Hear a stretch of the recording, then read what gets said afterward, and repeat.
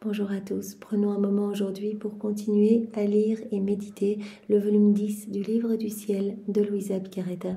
Au nom du Père qui me crée, du Fils qui me sauve et du Saint-Esprit qui me sanctifie. Amen. Jésus, une fois de plus, nous entrons en toi, dans ta divine volonté, nous nous fondons en toi, nous nous plongeons, nous nous immergeons dans ce grand bain de ta lumière où il y a absolument tout.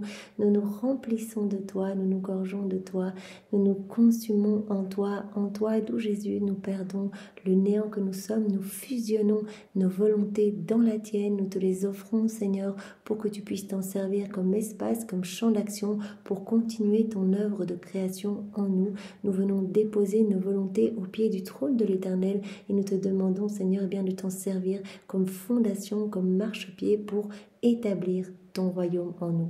Viens vivre en nous, tout Jésus. Nous t'ouvrons grand les portes de nos cœurs. Viens prendre les commandes, les rênes de nos vies et ce jusqu'à nos derniers souffles. Que tout soit fait pour toi, pour ta gloire, celle du Père et celle de l'Esprit Saint. Que tout soit fait par toi et que tout soit fait totalement immergé en toi, dans ta volonté. Oui Seigneur, que nos actes ne soient plus des actes humains, mais qu'ils soient tous divins, éternels, remplis de l'infini, avec cette portée intemporelle, universelle, tous ces actes, ces vies divines, t'amenant une gloire parfaite, un amour parfait, une adoration parfaite, un contentement divin. C'est ce que nous voulons, que ta divine volonté puisse être souveraine en chacun de nous et qu'elle puisse opérer et agir librement à partir de chacune de nos humanités. Aussi, divine volonté, viens te nicher dans chacun de nos actes, viens avec tous les attributs divins, que vraiment nous puissions amener de la joie à tout le ciel et grâce et bénédiction à toutes les âmes ici-bas. Quelles que soient les générations, il n'y a pas de temps en Dieu. Voilà Seigneur, nous sommes complètement offerts à cette fin. Viens vivre en nous, prends toute la place en nous, fais de nous de bons instruments entre tes mains et vraiment marque-nous de ce sceau royal, le sceau de ton divin fiat.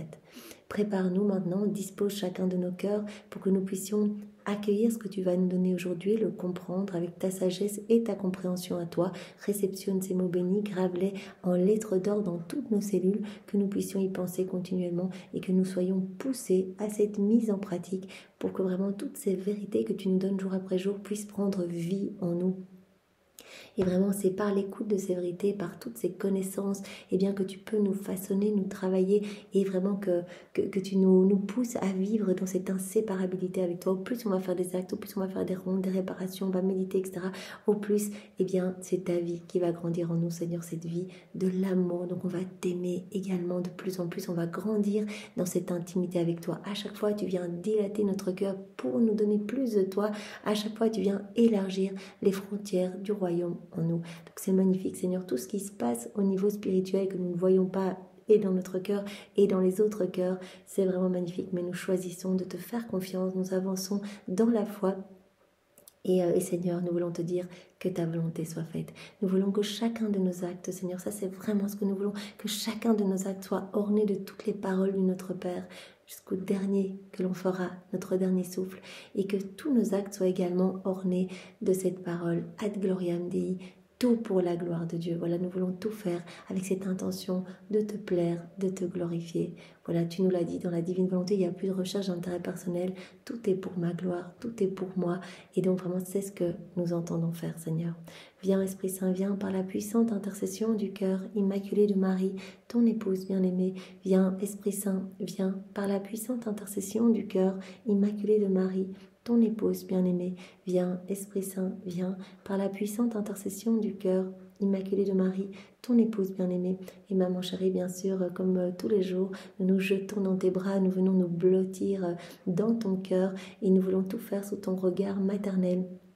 Nous voulons que tu nous partages ta maternité pour que nous puissions devenir d'autres mamans pour Jésus. Partage-nous cet héritage, toi qui es la reine de ce royaume. Tu nous y veux dans ce royaume. Tu nous l'as dit dans ce livre bleu, eh bien que tu es la reine de ce royaume d'amour, du royaume de la divine volonté, mais qu'il n'y avait personne en fait. Donc vraiment, nous voulons peupler ce royaume, Seigneur. Alors vraiment que ta maman puisse nous y admettre. Nous voulons vraiment garder ta main bien serrée dans la nôtre, maman, et toi, et bien après chacune de nos chutes, tu nous relèves et tu nous ramènes à notre juste place dans le cœur de Jésus pour que nous puissions être consumés, brûlés par les flammes ardentes de son amour. Maman, pour que tes mains soient ces douces chaînes qui nous attachent continuellement à ton cœur et à celui de Jésus. Et nous te demandons de synchroniser tous nos actes au tien, que nos cœurs soient synchronisés à ton cœur, que vraiment nos vies puissent être entrelacées à ta vie, que nous puissions comme toi devenir par grâce ce que Jésus est par nature. Donc maman, donne à nos âmes le baiser de la divine volonté, viens terrasser, dompter nos volontés propres pour que la divine volonté puisse être souveraine en nous. Bien sûr, nous avons chaque fois ce petit oui à donner avant chacun de nos actes. En fait, c'est un nouveau oui, un nouveau plongeon dans cette mer de lumière, mais après, nous laissons, c'est un oui pour laisser la divine volonté tout faire en nous. On se plonge dans cette mer de lumière et on la laisse œuvrer en nous, la divine volonté. Donc bien sûr, évidemment, il y a à chaque fois ce choix à chacun de nos actes de dire oui ou non. On a ce choix d'agir avec ou sans Dieu. Mais une fois qu'on a fait ce plongeon, on laisse la divine volonté rayonner, resplendir et agir et opérer à partir de nos corps. Jésus nous a demandé que nos humanités soient comme ces petits voiles, ces petits déguisements cachant sa divinité à l'œuvre en fait, comme son humanité à lui était un petit voile cachant sa divine volonté opérante, tout comme les éléments créés sont ces petits voiles cachant la divine volonté à l'œuvre. Voilà, c'est ce que nous voulons, que nos humanités, Seigneur, soient les extensions de ta propre humanité. Viens continuer ta vie en nous, viens continuer ta passion en nous, nous t'aimons et nous voulons te laisser toute la place. Voilà, alors vraiment que ton Esprit Saint puisse nous brûler maintenant et nous illuminer complètement alors que nous allons continuer la suite de ce volume 10. Donc voilà, nous avons vu différents chapitres, on a morcelé, on a choisi de morceler ce volume 10 de la même façon que nous l'avions fait pour les autres volumes précédents, c'est-à-dire sous forme de chapitres pour vraiment bien ancrer ces vérités. Quand elles sont répétées par thématique, c'est plus facile de les retenir, de les mastiquer, de les laisser descendre en nous.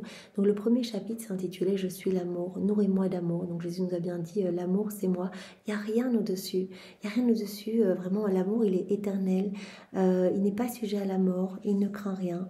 Et il convertit tout, il transforme tout, même les vertus humaines vont être transformées en vertus divines. Donc laisse-moi te remplir, laisse mon amour te transformer. On voyait Louisa qui explosait et qui éclatait en actes d'amour. Donc Jésus veut que nous nous laissions travailler par son amour. Parfois on dit oui, on accueille l'amour, mais en fait pas du tout. Parfois on n'accueille pas cet amour quand on agit tout seul, etc.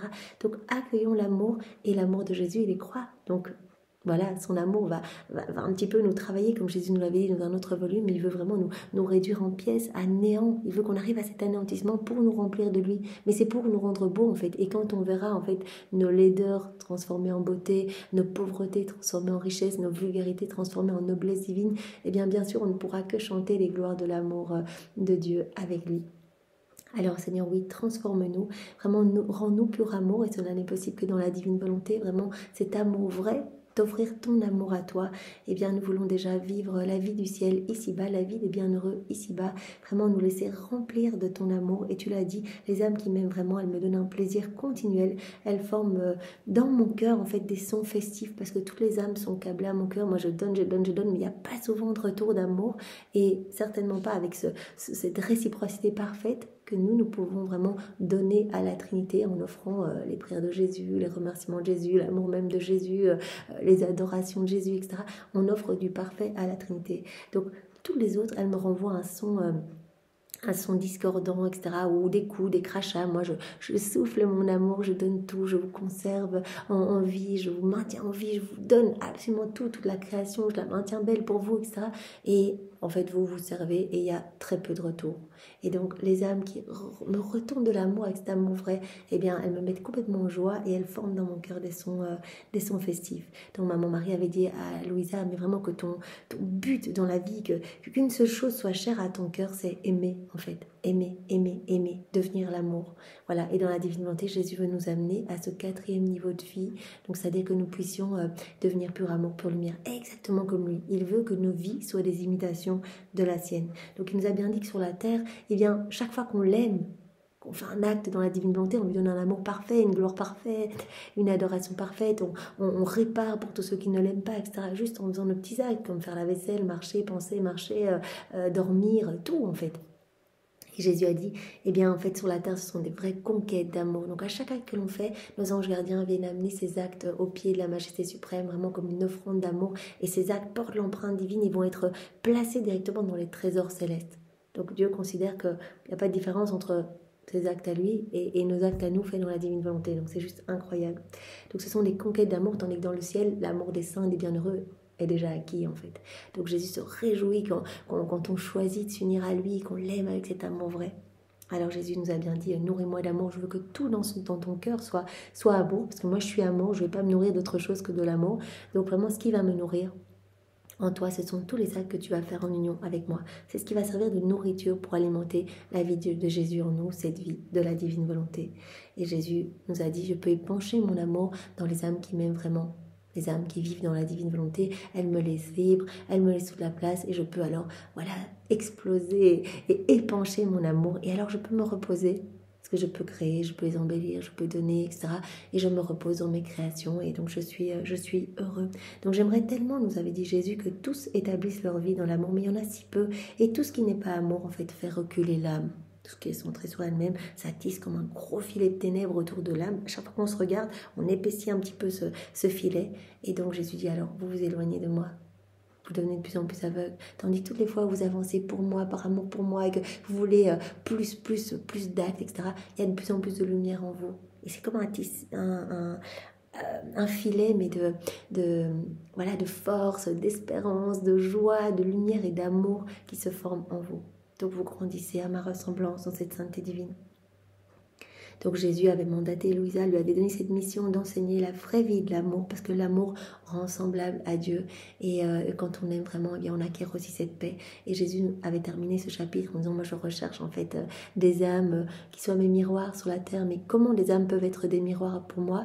Elles doivent avoir en elles, je dois pouvoir trouver en elles mon amour, mais aussi la pureté et la droiture. Parce que moi je suis pure, je suis l'amour et je suis la vérité. Donc je veux que tout soit vrai, tout soit droit en elle.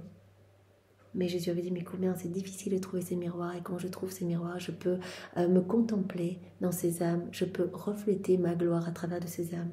Puis on avait vu chapitre 2, donc l'intimité Jésus-Louisa. Donc vraiment, Louisa est notre chef de file. Donc vraiment, Jésus s'adressait à nous aussi à travers elle. Donc il y a des passages qui sont spécialement ciblés sur Louisa, toutes ses souffrances, ses paralysies dans son lit, les crucifixions, etc. Mais la plupart des passages, c'est aussi pour nous, même si on n'a pas cette grande mission, nous on n'a qu'à donner notre oui et quelque part on est ces petits maillons à la suite de Louisa, mais Jésus s'adresse à nous. C'est pour cela qu'il suscite souvent des questionnements, Louisa, pour nous répondre à nous. Il sait bien qu'on est borné, qu'on se pose toujours la même question. Je me dis, mais oui, mais quand même, que nos actes deviennent des actes divins, c'est incroyable, nos actes qui comprennent tout, tous les saints viennent s'y déverser, etc. C'est la divine volonté qui est pleinement opérante en nous, mais comment est-ce possible? Donc on se pose des questions et Jésus nous répond à travers Louisa. C'est pour cela qu'elle se pose souvent les mêmes questions. C'est pour nous en fait. Voilà, donc Jésus a dit à Louisa, je veux être ton tout, mon amour est vraiment jaloux, je veux que ton amour pour moi soit exclusif. Donc Jésus n'aime pas les triangulations quand on passe par des saints, etc. En fait, il dit, mais voilà, maintenant je te donne le trésor des trésors, tu as tous les secrets du ciel, pourquoi tu irais passer alors que tu es propriétaire de tout? Ben, réjouis les saints si tu veux, mais ne va pas leur demander une intercession pour arriver jusqu'à moi. On est inséparables dans la divine volonté, tout est en commun, tu peux prendre tout ce que tu veux, ne me demande même pas des grâces, que tes yeux soient fixés sur moi et ne pense qu'à moi, qu'à ma gloire, qu'à réparer, etc. Donc voilà, même l'amour qu'on peut porter à des saints, Jésus dit, ça me donne un peu la nausée. Je veux que l'amour pour moi soit exclusif. Je veux être ton tout et je veux que tu accueilles tout aussi avec cette sainte indifférence. C'est-à-dire, peu importe ce que tu vas vivre, tu accueilles tout comme venant de mes mains. Tout est une occasion pour laisser la divine volonté grandir en toi, une souffrance ou une joie ou un moment délicieux. Voilà. Merci Seigneur. Tu autorises tout et donc j'accueille tout et je te fais confiance. Sois béni. Voilà donc cette sainte indifférence. Et puis j'ai déjà dit, les âmes vivantes dans la divine volonté, il a dit cela en s'adressant à Louisa, sont comme des petites étincelles qui tirent leur vie de mon feu. Un petit peu comme d'autres exemples que Jésus avait donnés, des rayons attachés à la sphère lumineuse. Si les rayons se décrochent, eh bien ils vont perdre la lumière, ils vont s'éteindre. Mais tant qu'ils sont accrochés, ils sont alimentés par cette lumière divine. Comme les âmes vivantes dans la divine volonté qui sont comme ces bébés accrochés au sein maternel et qui sont nourris. Voilà, ou comme les branches d'un arbre, on est greffé à Jésus, on devient inséparable de Jésus. Et Jésus dit, bah, il y a une seule vie alors commune entre les branches et le tronc. Mais si on casse la branche, bah, c'est fini, elle va se sécher, c'est terminé.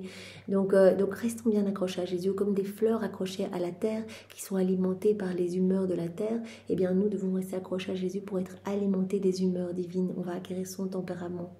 Donc ça, c'est magnifique.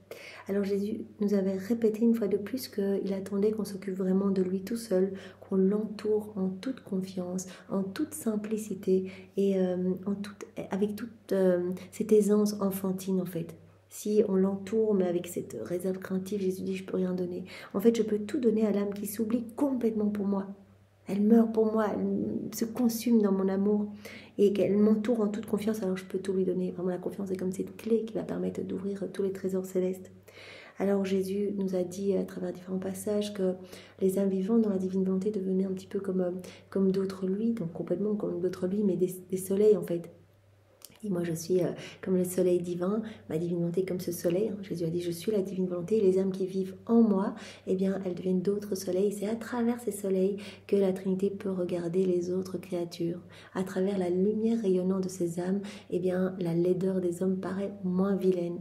C'est la lumière de ces âmes la lumière de Dieu vraiment sortant de ces âmes, va recouvrir la laideur du péché, va éclipser les forces obscures, etc.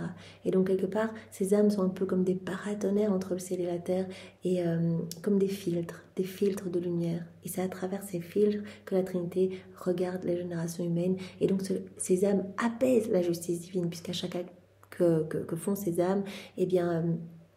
il y a réparation, il y a offrande d'amour au nom de tous. C'est chaque fois fait au nom de tous. On donne, quand on fait un acte dans la divine volonté, tout ce que les autres auraient dû donner.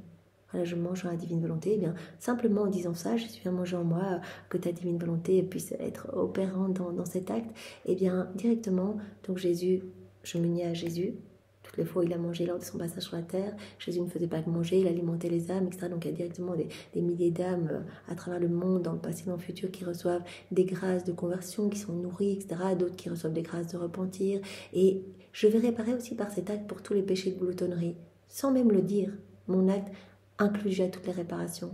Les péchés voilà, de gourmandise, les péchés, tous les péchés de la bouche, de la langue, voilà, tout ce qui sort de pas bon de nos bouches, etc. Donc voilà, il va y avoir toutes ces réparations et il va y avoir cet amour parfait qui va être offert à la Trinité. Alors Jésus avait dit, voilà, les âmes qui vivent dans la divinité, elles ont ce don de pouvoir infuser le bien chez les autres. C'est exactement ça. On fait un acte, on ne se rend pas compte, on est chez nous, mais il y a des grâces qui sont distribuées à tous. Les âmes vivantes dans la divine volonté participent, concourent à tout le bien qui peut exister sur la terre et dans le ciel, parce que toutes les grâces passent par ces actes faits dans la divine volonté, même des grâces qui ont été octroyées dans le passé, voilà, des saints qui sont devenus saints, qui ont pu aller jusqu'au bout du martyre, etc. C'est parce qu'aujourd'hui on fait des actes dans la divine volonté, ou bien c'est lié aux actes d'Adam dans son état d'innocence, ou de Maman Marie, ou de Louisa, ou des âmes même dans le futur, il n'y a pas de temps. Donc voilà, un acte ne s'arrête jamais. Quand il est fait dans la divine volonté, il ne s'arrête pas. Et donc ces rayonnements de lumière amènent...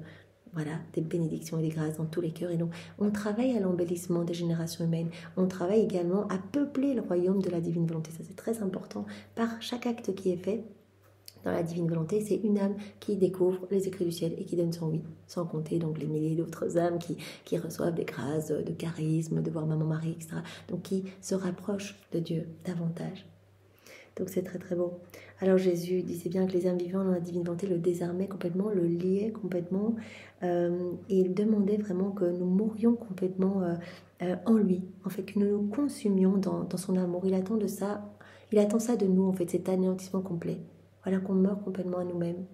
À chaque acte, on a le choix, et donc chaque fois on peut dire non Seigneur, voilà, je mets mes oreilles dans les tiennes, j'unis mes oreilles aux tiennes, et je veux que ce soit toi qui écoutes à travers mes oreilles, ou alors j'unis mes yeux aux tiens, sanctifie tous mes regards, Seigneur, je veux pas qu'ils glissent à droite à gauche, c'est toi qui regardes à travers mes yeux, Seigneur, c'est toi qui parles à travers ma bouche, j'unis ma bouche à la tienne, Seigneur, voilà, sanctifie toutes mes paroles, j'unis mes pieds aux tiens, sanctifie tous mes pas, etc. Donc on crucifie nous-mêmes, en fait, notre volonté propre, et on met la divine volonté sur le trône. On lui dit, c'est toi qui as la souveraineté, c'est toi qui vas agir à partir de mon humanité. Donc Jésus veut qu'on soit totalement consumé dans son amour.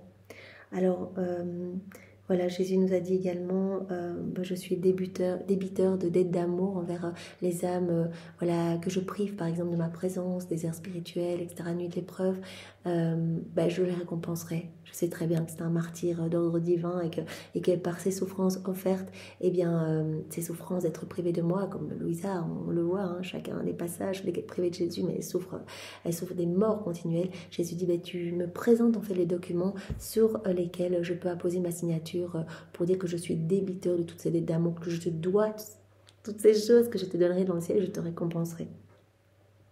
Alors Jésus avait dit, je veux vraiment toujours que tu prennes soin de moi, en toi, en fait que tu t'occupes de ma vie, de me glorifier, de réparer, et moi je m'occuperai de ta vie. Je veux qu'il y ait cet échange de vie, l'amour, désir, une égalité d'amour, afin d'avoir le contentement de faire une plus grande surprise d'amour. Donc Louisa s'était vue perdue dans le tout, le rien perdu dans le tout, et Jésus avait dit, voilà, comme toi tu es en nous, et bien nous sommes en toi. Donc c'est la Trinité qui va s'enclore, le tout qui va s'enclore dans le rien, dans le néant. La Trinité s'établit définitivement dans l'âme qui vit dans la divine volonté. Donc elle s'installe en fait. L'âme qui vit totalement dans la divine volonté, qui atteint ce 4e niveau de vie, bien la Trinité est établie. Donc c'est très très beau. Donc au plus nous faisons des actes, on attire la Trinité en nous. Donc c'est beau. Et la vie de Jésus grandit en nous. Bien sûr, Jésus ne va pas cohabiter avec le péché, donc il va nous purifier totalement. Voilà. Alors ensuite, on a vu le chapitre 3. Donc ça, c'était tout un chapitre au sujet de l'Église, des prêtres. Jésus avait pointé du doigt le fait que les prêtres étaient trop attachés, avaient trop d'attachement à leur famille, aux biens matériels, etc. Et que les intérêts, c'était vraiment comme le poison de ces prêtres. Que les intérêts, les attachaient les prêtres, en fait. Et donc Jésus avait demandé tout spécialement, un détachement, un dépouillement des prêtres. Parce que ces intérêts, en fait, viennent faire comme... faire des prêtres comme des os disloqués de son corps. Il dit, voilà, font partie de mon corps. Et en fait, quand ils sont attachés aux choses du monde, ils se regardent, ils sont ténèbres, ils deviennent de plus en plus aveugles. Et en fait, ils me font souffrir. Voilà, comme des os disloqués, mais ils se font souffrir eux aussi. Et les os disloqués, ils sont plus alimentés par le flux. Là, les prêtres trop attachés aux choses du monde, ils sont plus alimentés par ma grâce. Je peux pas déverser ma grâce parce qu'ils sont trop remplis de toutes ces choses. Et donc, en fait, c'est comme les os qui, s'ils n'étaient plus alimentés, ils se dessécheraient. Et donc, Jésus avait dit, tout comme l'exemple du bois, à ce moment-là, voilà, comme un bois tout sec ou tout piqué par le ver devrait être jeté au feu, et bien exactement, un os disloqué devrait être arraché pour être jeté au feu. Donc Jésus nous a vraiment parlé de la souffrance que les âmes consacrées, et particulièrement donc les prêtres, lui infligeaient en étant trop attachés aux choses du monde. Et donc il a dit, je veux qu'elles se détachent de tout. Je veux que ces âmes consacrées, je veux que les prêtres se détachent de tout et de tous et qu'ils soient vraiment décidés pour cela. Ils ne doivent pas tergiverser, sinon ils vont laisser le champ libre aux démons et bien de les faire chuter davantage. Ils doivent être décidés. Hop, ils avancent. Ils doivent être résolus vraiment à tout abandonner pour moi. Et alors Jésus avait dit, voilà, les prêtres d'il y a 2000 ans, en fait, sont un peu les mêmes que les prêtres d'aujourd'hui. Voilà, ceux qui ne sont pas venus me voir lors de ma naissance à Bethléem, et pourtant ils connaissaient, c'était ceux qui connaissaient le mieux les Saintes Écritures, donc ils ont pointé quelque part du doigt où je devais être née, mais ils ne se sont pas mis en marche. Et aujourd'hui, les prêtres sont tellement ganglués dans le monde, tellement attachés à leur famille, à leurs intérêts, qu'en fait, finalement, je suis toujours seule. Donc les prêtres d'aujourd'hui sont un peu comme ceux d'il y a 2000 ans. Et donc Jésus avait dit, je souhaite qu'il y ait des maisons de rencontre de prêtres. Donc ces maisons, je veux qu'elles s'appellent des maisons du renouveau de la foi, c'est-à-dire que les prêtres vivent en communauté, dépouillés de tout. Et alors il avait donné, il a choisi différents prêtres pour mener à bien cette mission. Donc il a dit, ces maisons vont permettre le relèvement de l'Église, qu'elle se relève plus belle, plus majestueuse. L'Église va pouvoir être rebâtie, donc ça va permettre de sauver l'Église de son agonie. Ça va la sauver de cette noyade. En fait, ça va être, ces maisons de rencontre de prêtres vont être comme des ancres, des lampes avec lesquelles l'Église se sauvera. Et Jésus avait donné différentes recommandations pour un prêtre qu'il avait choisi pour mettre en place un petit peu tout ça. Il en a choisi plusieurs, mais il y avait eu tout un passage qu'on avait lu où Jésus donnait des recommandations sur le cadre. Il faut que ce soit vraiment les prêtres qui vivent dans cette ville-là, qui se regroupent ensemble. Il faut qu'ils laissent tout à leur famille. Donc ils ne commencent pas à arriver avec déjà des biens personnels, etc. Et c'est l'Église qui s'occupera de leurs besoins strictement nécessaires, mais tout l'argent qui va leur être donné, donc les collectes, les paroissiens, etc., cela devra servir à ma gloire, donc pour leur mission, et cela devra servir pour le bien du peuple et pour leur stricte nécessité. Donc il faut pas qu'ils commencent à collecter, il ne faut pas qu'il y en ait qui reçoivent plus, etc. Sinon ça va créer des conflits. Et Jésus avait dit, ils doivent vraiment fermer, tous ceux qui vont participer à ces rencontres doivent fermer leurs oreilles à tout ce qu'il y a du monde et les ouvrir à ce qu'il y a de divin. Ils ne doivent absolument pas garder leurs yeux sur leurs intérêts propres, en fait, sur leurs considérations personnelles. Ils vont dire, mais oui, mais la famille, elle a besoin de moi, etc. Non, ils doivent uniquement travailler à ma gloire, garder les yeux fixés sur moi. Et alors à ce moment-là, de toute façon, je ne les laisserai pas, je les entourerai. Et alors Jésus avait vraiment dit que partout où il y aurait ces lieux de rencontre de maisons de prêtres, eh bien les persécutions, eh bien, seront moins sévères puisque c'est un moyen de purifier l'Église. Eh bien il n'y aura pas besoin de sang quelque part, là où ces maisons de rencontre auront lieu. Et puis on avait vu 2 autres points sur l'Église. Jésus avait dit, je souhaite que les prêtres ne prêtent pas attention aux choses mauvaises. Vous vous rappelez une personne qui avait écrit un livre infernal et les prêtres s'y intéressaient. Jésus a dit, non, en fait, ils me déshonorent en faisant ça, qu'ils continuent à avancer, qu'ils ne prêtent même pas attention à cela, sinon ça pourrait vraiment pousser cette personne à écrire d'autres livres et à faire d'autres choses qui me blessent. Et alors Jésus avait dit aussi, les ennemis de l'Église contribueront à la purifier. Donc voilà, Jésus se sert de tout pour sa gloire. Donc il dit même les ennemis de l'Église, j'autorise, puisqu'il y a tellement de choses affreuses qui se passent, des choses cachées, etc. dans mon Église, eh bien j'autoriserai que voilà, des ennemis de l'Église se rebellent contre elle et voyant, donc ça va la purifier, et voyant les bons qui me servent dans cette patience et dans cet amour, eh bien cela va aussi servir à la conversion de ceux qui vont attaquer mon Église. Donc je me servirai de tout, donc ces laïcs qui vont attaquer mon Église contribueront à la purifier. Alors aujourd'hui, nous voyons le chapitre 4, juste un passage au sujet des âmes victimes, à la date du 2 février 1912.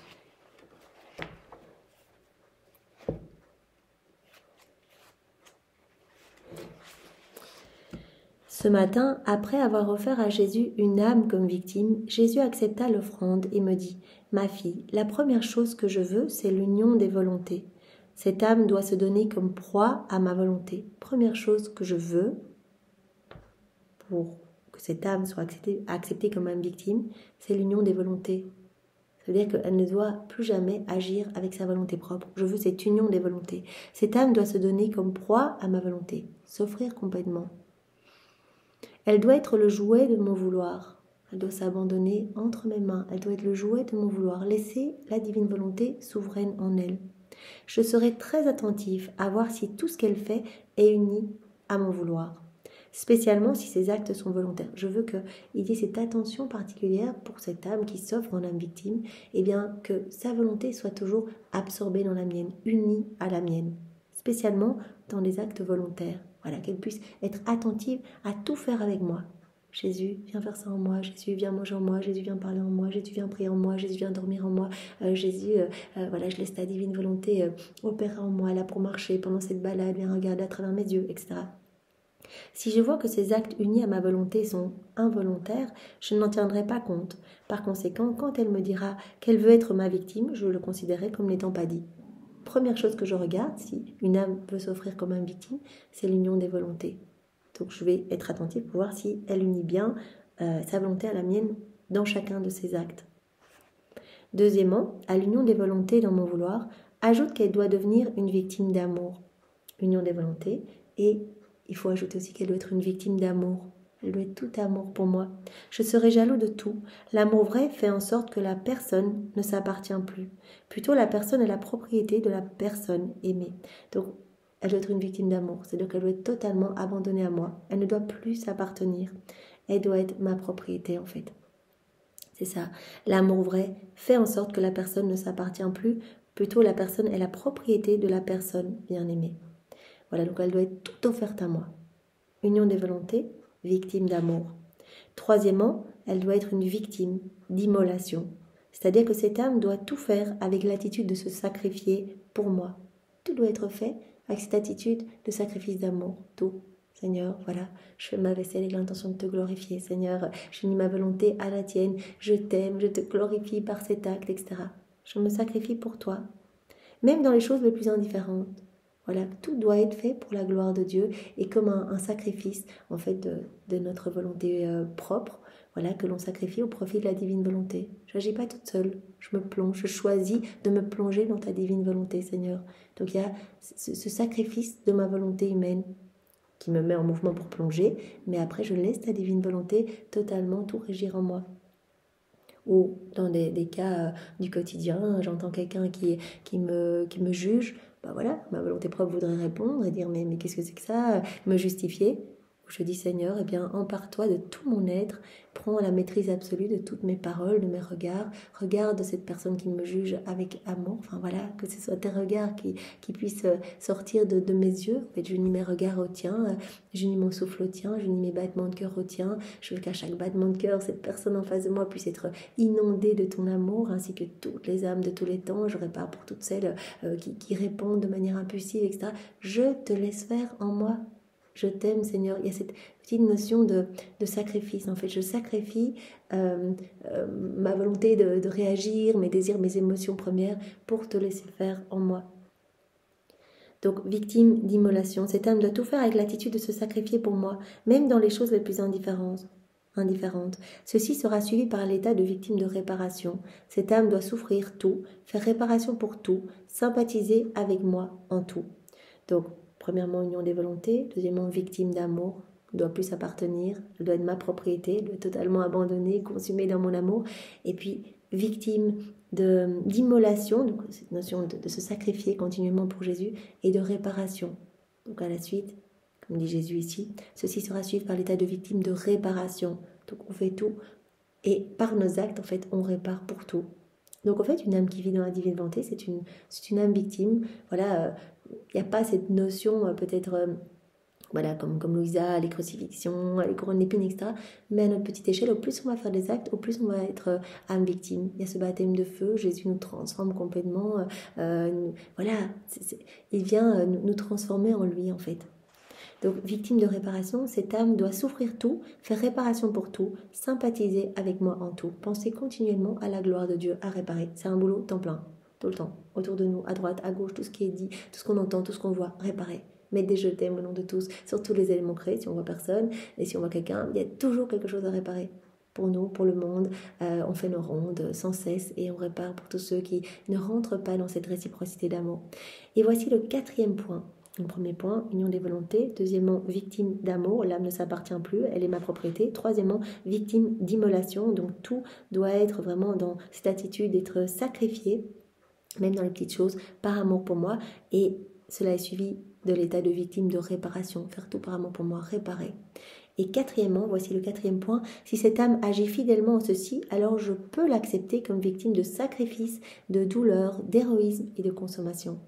Alors, si elle agit parfaitement, fidèlement dans ses points, qu'elle essaye de faire ses actes en union avec moi, qu'elle essaye de s'abandonner à moi, d'être cette victime d'amour, de réparation, d'immolation continuellement pour ses frères et sœurs, pour les péchés des hommes, eh bien Jésus dit, alors je peux l'accepter comme victime de sacrifice, comme victime de douleur, d'héroïsme et de consommation. Alors ça va plus loin, alors je lui partage voilà, des douleurs, voilà. Je peux l'accepter alors comme victime d'héroïsme, de consommation. Recommande à cette âme la fidélité. Si cette âme me demeure fidèle, tout est accompli. Donc, au plus on va faire nos actes, au plus, Jésus a dit, au plus on vit dans la divine volonté, au plus sa passion en fait va prendre de la place en nous aussi. Donc Jésus va grandir en nous et Jésus, c'est l'amour, son amour est croix. Donc on va penser de plus en plus aussi à sa passion. Donc il va, comme il va continuer sa vie à travers nous, eh bien il va continuer aussi toutes ses souffrances, il va nous partager ses peines, aussi ses joies bien sûr, mais ses peines. Donc en fait, s'il doit continuer sa vie, Jésus il a souffert à chaque instant, chaque seconde, tout ça évidemment étant enveloppé dans les mers de force, de puissance, de sainteté, etc. Mais voilà, tout a été souffrance pour refaire nos vies, pour donner à son Père ce qu'on ne lui avait pas donné, etc. Donc il nous appelle à faire de même, à des imitations de sa vie. Donc il va nous partager tout ça. Donc on va avoir toutes des occasions voilà, de laisser Jésus vivre sa passion en nous. Donc voilà. Mais c'est la fidélité qui est importante. Donc la constance. On va faire nos actes. Soyons constants. On va offrir à Jésus nos volontés. On va être voilà, notre volonté au pied de son trône, en offrande. Il va y avoir cette union des volontés. Jésus nous appelle à être victime d'amour, victime d'immolation, de réparation, pour en arriver à cette victime de sacrifice, d'héroïsme, de consommation. Donc je pense que voilà, l'âme qui vit dans la divine volonté, elle est, au plus elle va faire des actes, elle va devenir de plus en plus âme victime. Mais avec toutes les joies y associées, etc. Voilà, on se rend bien compte, Louisa, elle demandait les souffrances, il y a beaucoup de saints qui demandaient les souffrances parce qu'on se rend bien compte que voilà, c'est tellement précieux, tous ces chapitres qu'on a vus à travers les volumes précédents sur la beauté de la croix, combien cela vient ordonner nos âmes, les embellir, vient nous ressusciter aussi à cette vie d'amour. Chaque mortification, chaque souffrance, chaque croix, c'est comme une bombe qui vient faire sauter tout ce qu'il y a de mauvais en nous pour vraiment que des belles choses puissent prendre leur place. Ça va être comme une bride aussi, la croix. Toutes les souffrances, ça va être comme des brides permettant vraiment de nous dompter, de venir vraiment nous rendre plus dociles en fait aux inspirations divines. Donc voilà. J'ai répondu, oui, cette âme te sera fidèle. Jésus ajouta, nous verrons. Donc voilà, Louisa offre à Jésus une âme comme victime et Jésus donne ces 4 points que cette âme doit accomplir en vue de devenir une âme victime. Union des volontés, victime d'amour, donc ne doit plus s'appartenir, victime d'immolation, donc être toujours avec cette attention de se sacrifier pour Jésus, victime de réparation, toujours être poussé à chaque instant à réparer, offrir des réparations pour Jésus, pour ensuite en arriver à cette victime de sacrifice, d'héroïsme, de consommation.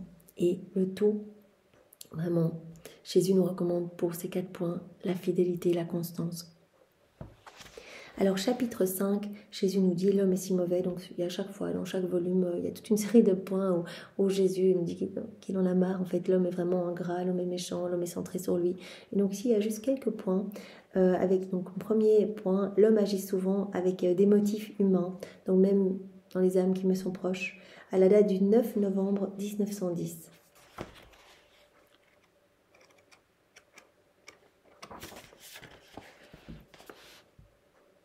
En me retrouvant dans mon état habituel, je recommandais à mon bienheureux Jésus les si nombreux besoins de l'Église. Il me dit, ma fille, les œuvres les plus saintes, accomplies avec des motifs humains, sont comme ces récipients fêlés. Ça, Jésus nous en a tant parlé. Chaque volume, il nous parle de l'importance de la pureté d'intention. Si on fait des choses magnifiques, grandes aux yeux des hommes, mais en fait qu'on le fait pour nous, pour le regard des autres, pour être estimé, etc., Jésus dit, mais ça me donne la nausée, en fait, puisque tout arrive au pied de mon trône, et en fait, j'en suis malade en fait quand c'est fait pour vous. Ça me fait pas du tout plaisir. Et si c'est fait pour moi, alors là, j'en fais mes délices. Là, ça arrive et je m'en réjouis. Donc faites tout par amour pour moi, cette pureté d'intention. Tout ce qui est accompli avec motif humain, Jésus dit, c'est comme des récipients fêlés en fait. Peu importe quel liqueur on y déverse, petit à petit le liquide coule au sol. Lorsque quelqu'un va chercher ces récipients en temps de besoin, il les trouve vides. Rien. C'est comme des récipients fêlés en fait. Vous faites les choses juste pour vous. Vous ne me donnez rien, en fait, c'est vraiment pour vous. C'est pourquoi les enfants de mon église sont réduits à un tel état, parce que dans leurs opérations, tout se fait avec des motifs humains. Jésus pointe du doigt ici que même parmi les enfants de son église, les choses sont trop vraiment à recherche d'intérêt personnel. Voilà, comme il avait pointé du doigt les prêtres en disant mais les prêtres font pour avoir une reconnaissance de leurs paroissiens et souvent ils vont favoriser plus les personnes un petit peu haut placées dans les paroissiens, etc. Et s'il y a un pauvre qui vient, ils ne vont même pas donner du temps pour l'écouter. Ça, Jésus avait dit, ça leur rend malade. Il veut vraiment cette pureté de cœur, cette pureté d'intention. Et il dit, les enfants de mon église sont réduits à ce tel état, parce qu'en fait, ils sont comme des vases fêlés. En fait, tout ce qu'ils font, c'est pour eux-mêmes. Et donc, quand quelqu'un vient pour chercher, par exemple, ces récipients, il les trouve vides, en fait. C'est pourquoi donc les enfants de mon église sont réduits à un tel état, parce que dans leurs opérations, tout se fait avec des motifs humains. Alors dans les moments de besoin, dans les dangers et dans les affronts, ils se retrouvent vidés de la grâce. Ou on le fait pour le regard des autres, on se remplit du regard des autres, etc. La grâce ne peut pas venir en nous. Il faut qu'on soit totalement vide, qu'il n'y ait pas de recherche d'intérêt personnel pour que la grâce puisse nous inonder, la lumière de la grâce puisse nous remplir. Jésus nous l'avait dit dans d'autres passages. Il faut qu'il y ait ce vide en vous comme une grotte. Si elle est toute fermée, qu'il n'y a pas de fissure, etc., la lumière ne peut pas rentrer. Et si elle est toute encombrée, remplie de pierres, la lumière peut très difficilement rentrer. Mais Jésus nous appelle donc à créer cette ouverture. Donc Jésus avait dit c'est comme la bêche de l'humilité, donc vous allez créer cette ouverture. La confiance va être comme cette fenêtre en fait, cette fenêtre par laquelle la lumière va pouvoir s'infiltrer. Et donc la bêche de l'humilité va permettre vraiment de vider votre âme. Vous faites les choses par amour pour moi uniquement. Et donc la lumière de ma grâce peut vous inonder. Jésus dit, les enfants de mon église sont parfois réduits à un état pitoyable parce qu'ils font tout avec des motifs humains. Et donc, dans les moments de besoin, de danger, d'affront, etc., ils se trouvent complètement vidés de la grâce, comme ces vases fêlés. C'est pourquoi, affaiblis, épuisés, presque aveuglés par l'esprit humain, ils se livrent aux excès. Voilà, donc faisons tout, les yeux fixés vers le ciel, pour la gloire de Dieu uniquement. C'est pour cela qu'on peut dire voilà, que chacun de nos actes soit enrichi de cette parole, que ta volonté soit faite, et tout pour ta gloire. Seigneur, je veux tout faire avec cette intention de te plaire. Oh, comme les chefs de l'Église auraient dû être vigilants pour ne pas me laisser être la risée et l'objet des actions mesquines de ces gens. C'est vrai qu'il y aurait beaucoup de scandales s'ils se repentaient, mais ce serait une moindre offense envers moi que tous ces sacrilèges qu'ils commettent. En fait, il y a tellement de blasphème, tellement de sacrilèges, parce que les gens font semblant d'être avec moi, mais moi je suis seule. En fait, ils font les choses voilà, un petit peu pour ce que les autres pensent d'eux. Et donc, même si les choses sortaient, eh bien, ça m'offenserait moins que voilà, tous ces scandales, etc., qui se passent dans le corps de mon église. Ça m'offenserait moins que tous ces sacrilèges qu'ils commettent en fait en étant totalement déconnectés de moi et en faisant semblant d'être près de moi. Jésus avait dit, c'est heure de la passion, quand il est chez Hérode, on se moque de lui, on lui met un vêtement de fou, etc. On lui met une couronne de paille même, d'autres mystiques qui avaient vu ça. Enfin vraiment, on le tourne en dérision. Et Jésus dit en fait, on me tourne tout le temps en dérision dans les églises. Les âmes qui vont se confesser mais qui n'ont aucunement l'intention de changer, puis vont comme ça pour dire que on se moque de moi à nouveau.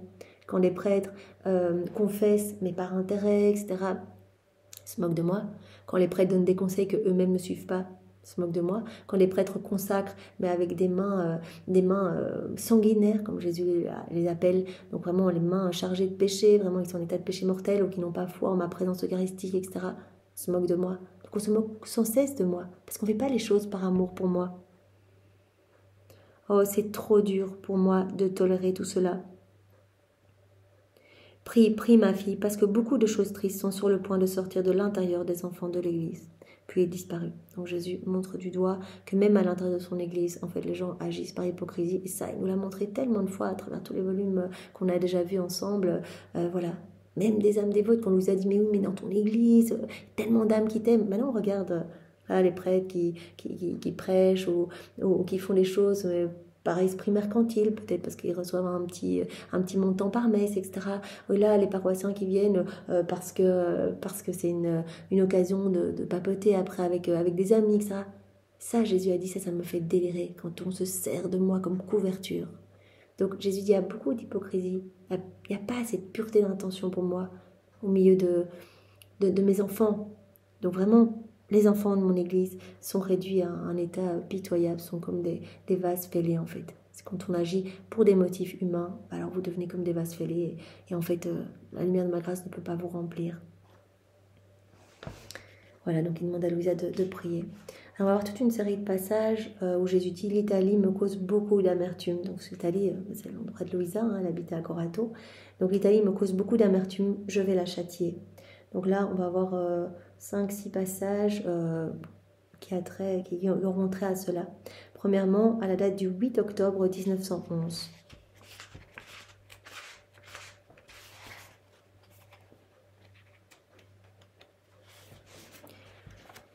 En continuant dans mon état habituel, j'ai très brièvement vu mon adorable Jésus. Il était tellement affligé à en faire pleurer les roches. Il m'a fait voir des villes assiégées et des peuples étrangers qui voulaient envahir l'Italie. Il montre toujours à Louisa ce qui va se passer. Donc Jésus a bien expliqué, je ne sais plus c'était où, mais il a dit soit les hommes sont dans ma volonté voulue. Donc c'est-à-dire, voilà, ils font ce que je souhaite. Donc bien sûr, il y a différents degrés jusqu'à vivre dans la divine volonté. Et alors Jésus dit, là j'ai une onde de grâce. Je donne des grâces. Les hommes sont très proches de moi et voilà, ils répondent à mes attentes, j'inonde de grâce. Mais si les hommes ne sont pas dans cette volonté voulue, eh bien ils seront dans ma volonté permissive, c'est-à-dire que j'autorise, voilà, ils ont la liberté, ils font ce qu'ils veulent. Mais alors les hommes là sont totalement aveugles. et ils rencontreront la justice de Dieu. Donc là, ce que Jésus va autoriser, c'est que des peuples étrangers, les peuples étrangers vont envahir l'Italie. Et donc ça, il montre à Louisa. Il m'a fait voir des villes assiégées et des peuples étrangers qui voulaient envahir l'Italie. Tous émettaient des cris de douleur et de peur. Certains se cachaient. Tout affligé, Jésus me dit, « Ma fille, quel triste temps, pauvre Italie. L'Italie elle-même prépare sa sortie vers la mort.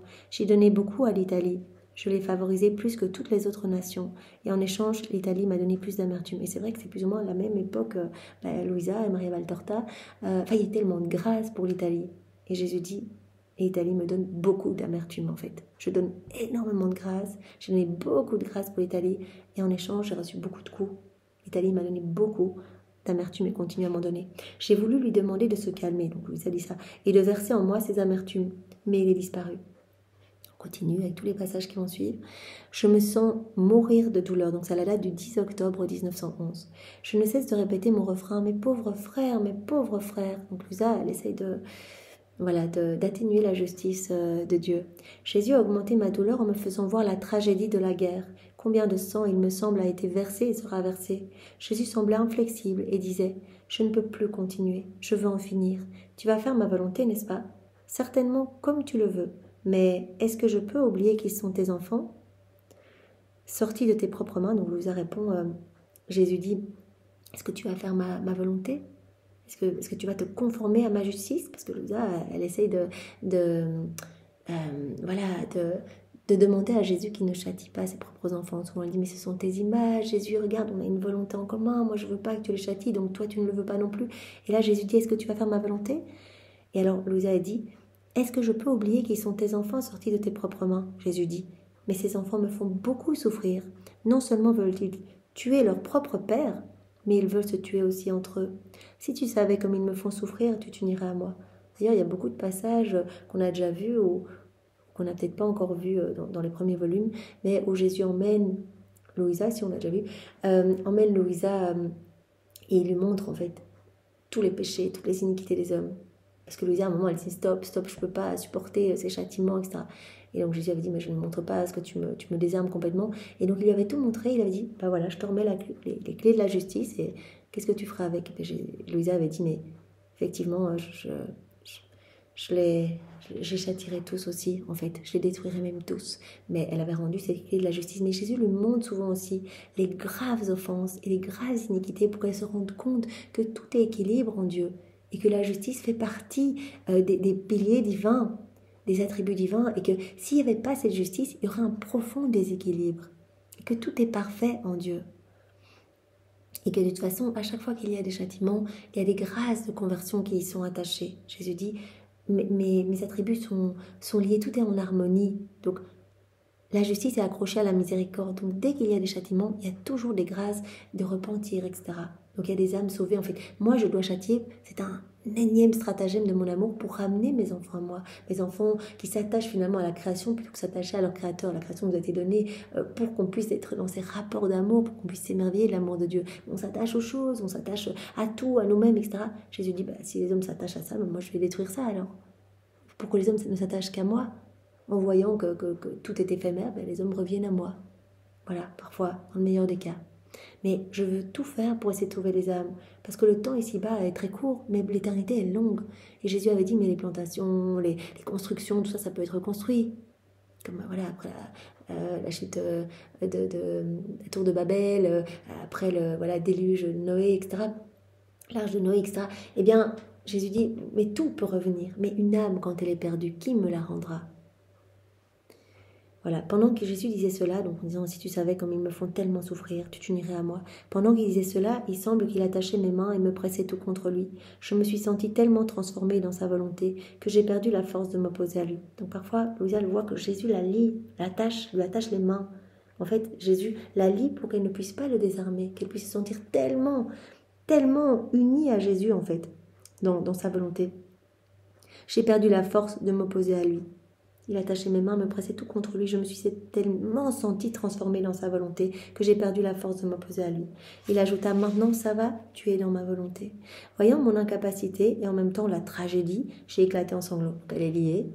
Elle est comme transformée complètement dans le vouloir de Dieu. Elle dit, je ne me sens pas la force de m'opposer à Jésus. Et en même temps, je vois la tragédie qui se trame là avec les ennemis qui vont venir envahir l'Italie, etc. Et donc elle se met à pleurer. Et elle dit à Jésus, mon Jésus, comment vont-ils faire?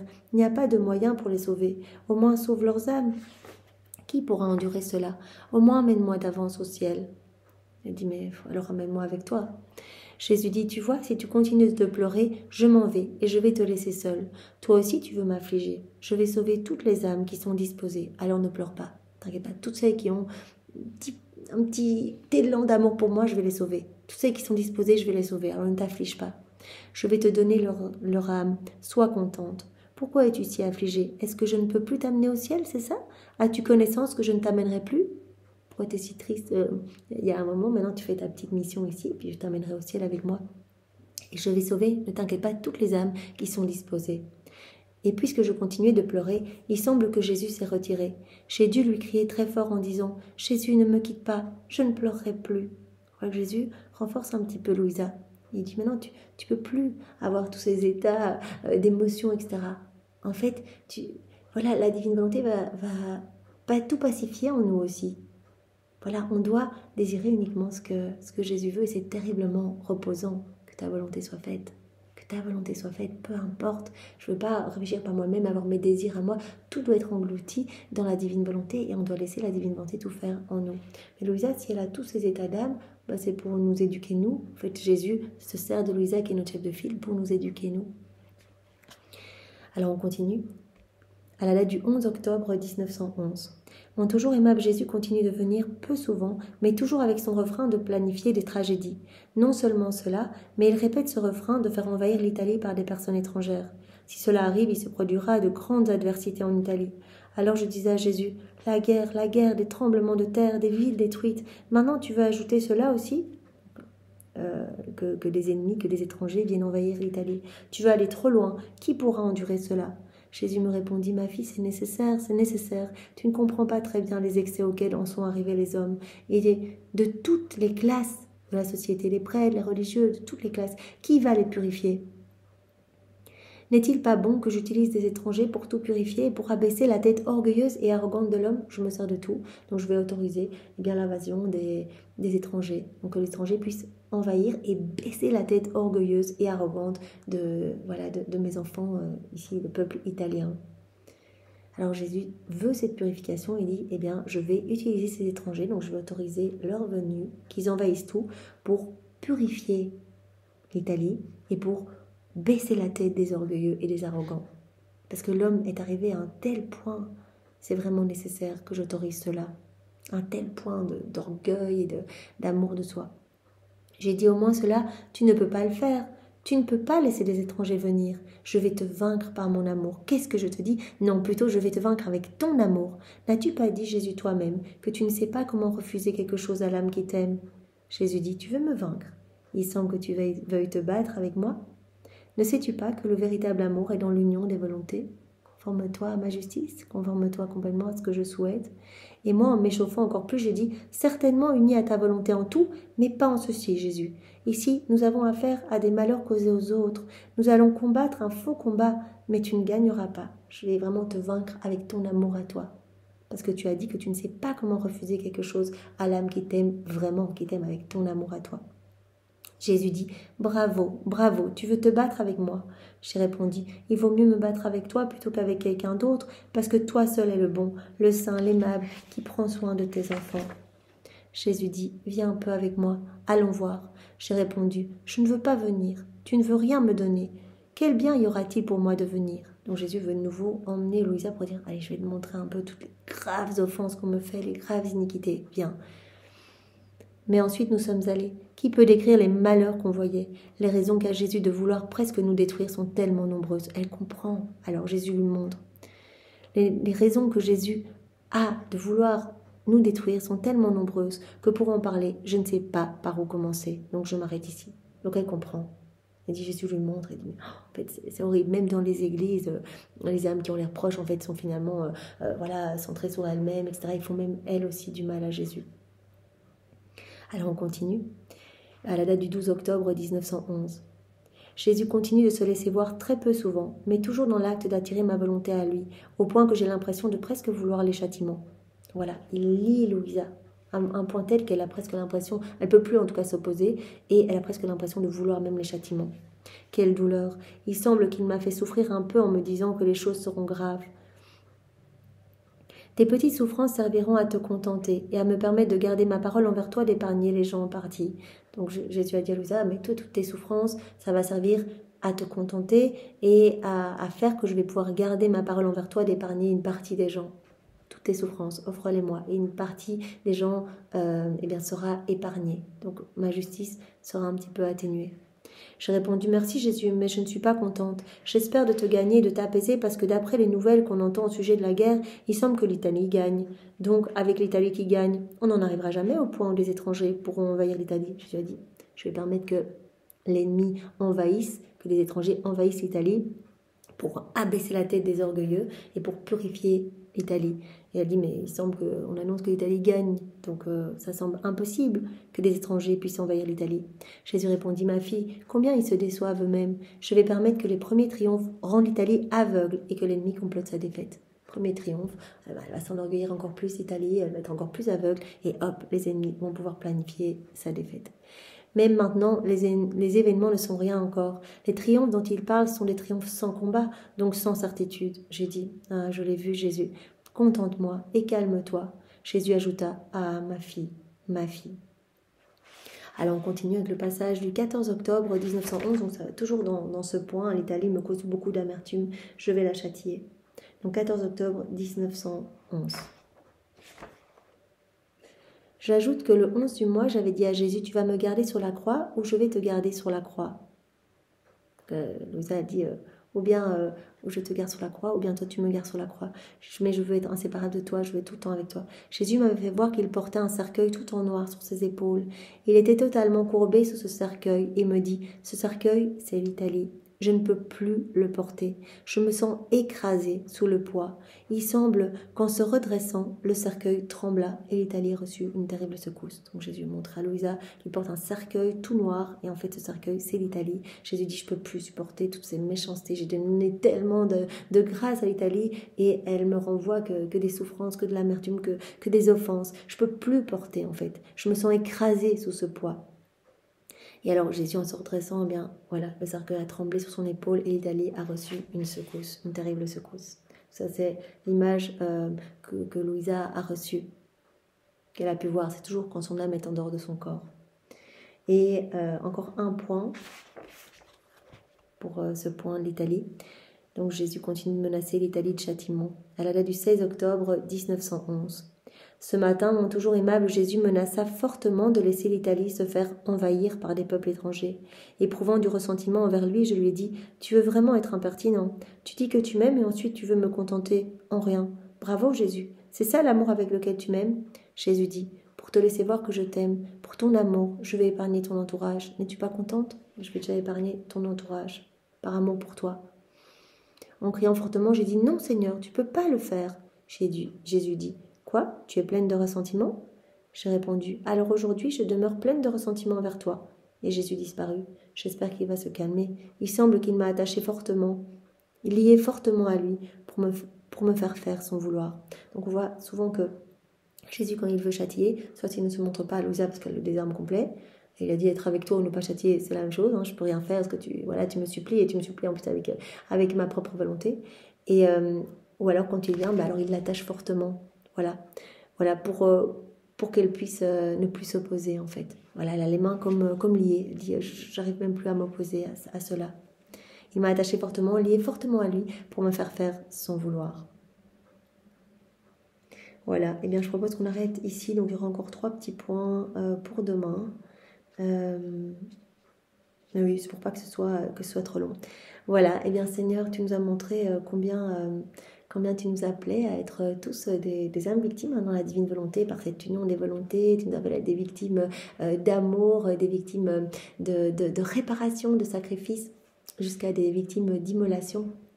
Voilà, tout par amour pour toi, être centré, vraiment nos yeux fixés sur toi, centrés dans ton amour, consumés dans ton amour, te laisser vivre en nous, Seigneur, te laisser toute la place, mourir à chaque instant à nous-mêmes pour te laisser cette place, Seigneur. Et voilà, tu nous as parlé de ces 4 points pour être une âme victime. Voilà, nous te faisons l'offrande de tout ce que nous sommes, Seigneur, et que ta volonté soit faite pour chacun de nous. Et puis tu nous as parlé dans ce chapitre 5 eh bien de la méchanceté humaine, de la méchanceté des hommes, que l'homme agissait trop souvent avec des motifs humains en fait, qui blessaient ton cœur. Et donc tu ne pouvais pas déverser la lumière de ta grâce dans les cœurs parce que les cœurs étaient trop centrés sur eux. Et puis toute une série de points où tu nous as dit, Jésus, combien l'Italie, ce peuple que tu avais tant favorisé, eh bien, te causait tellement d'amertume. Je crois que, voilà, chacun de nous, on a été tellement favorisés, le fait parce qu'on est baptisé, on a reçu tellement de grâce, donc on peut vraiment appliquer ça pour chacun de nous, on a reçu tellement de grâce, mais regardons un petit peu si nous sommes continuellement dans ces actions de louange, si nous sommes dans cette reconnaissance, dans cette réciprocité d'amour, dans cette danse d'amour aussi, on prend ces grâces et on s'enorgueillit et on fait des choses qui offensent le Seigneur. Donc voilà, le Seigneur donc a dit à Louisa qu'il allait châtier son peuple, qu'il allait châtier l'Italie, qu'il allait permettre l'invasion d'étrangers, en fait, qu'il allait permettre cela pour qu'elle puisse gagner en humilité, en fait. Voilà. En étant envahie, eh bien, Jésus dit, cela va permettre vraiment pour moi de baisser la tête des orgueilleux. Et Jésus n'hésitera pas à faire de même avec chacun de nous. Voilà, on est tous gangrénés par l'orgueil et donc il veut vraiment qu'on puisse devenir humble. Et donc il va autoriser des croix dans nos vies, des choses pour... Voilà, qu'on puisse être creusé par ce creuset de la souffrance, en fait, passer au feu et vraiment par la souffrance, en fait, gagner en humilité. C'est la voie. C'est la voie pour vivre unis à Jésus, l'humilité. Si on est tout gorgé de nous-mêmes, il ne peut juste rien faire en nous.